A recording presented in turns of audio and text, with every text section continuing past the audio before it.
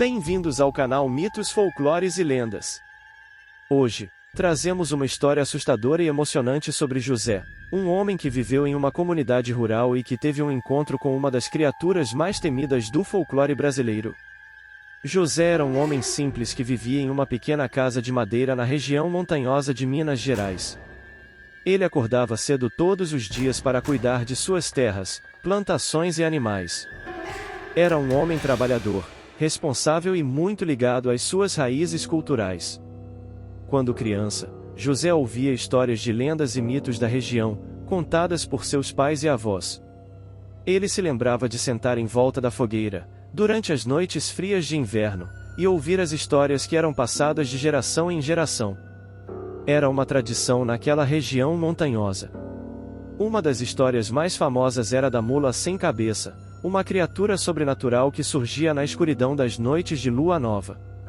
Contava-se que a mula era um castigo divino, que vagava pelo mundo aterrorizando as pessoas que não tinham respeito pela vida dos animais. Outra história que José ouvia com frequência era a do lobisomem, um ser que, durante as noites de lua cheia, se transformava em um lobo faminto. Dizia-se que o lobisomem era uma pessoa amaldiçoada, que, por ter cometido algum pecado grave, foi condenada a vagar pela floresta em busca de carne fresca.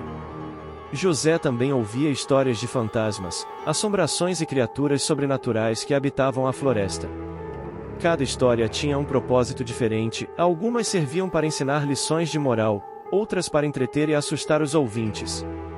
Ao longo dos anos, José começou a perceber que, apesar de todas essas histórias assustadoras, ele nunca tinha visto nenhum desses seres sobrenaturais. Ele começou a achar que as histórias eram apenas invenções da imaginação das pessoas, feitas para assustar crianças. No entanto, sua experiência com a mula sem cabeça mostrou que essas histórias tinham um fundo de verdade. Em um dia, José foi à cidade vender sua produção na feira. A venda não foi tão boa quanto ele esperava e, por isso, decidiu voltar para casa mais cedo. No caminho de volta, encontrou um amigo antigo e acabou se atrasando, ficando tarde e a escuridão tomando conta da floresta.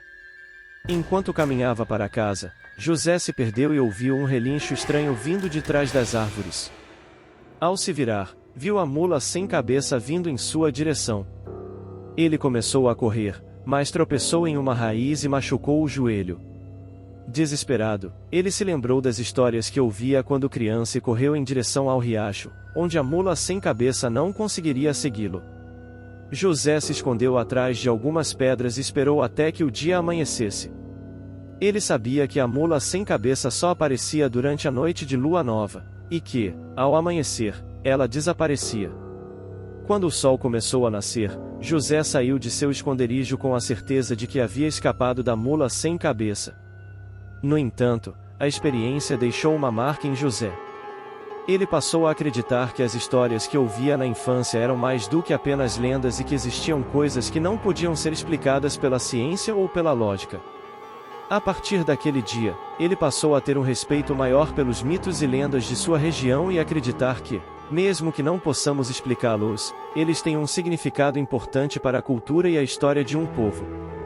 Com o tempo, José se tornou um dos mais respeitados membros da comunidade local. Ele contava as histórias que ouvia na infância para seus filhos e netos, mantendo viva a tradição oral que fazia parte de sua cultura. Ele também ensinava a importância de respeitar a natureza e os animais, para evitar ser amaldiçoado pela mula sem cabeça. Em uma noite de lua nova, quando seus netos estavam sentados em volta da fogueira, José contou a história de como escapou da mula sem cabeça. Enquanto falava, ele olhava para as estrelas no céu e se lembrava do medo que sentiu ao ser perseguido pela criatura sobrenatural.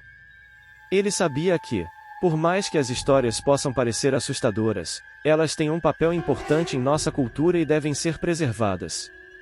Com isso, José encerrou a história e os netos se levantaram para ir dormir.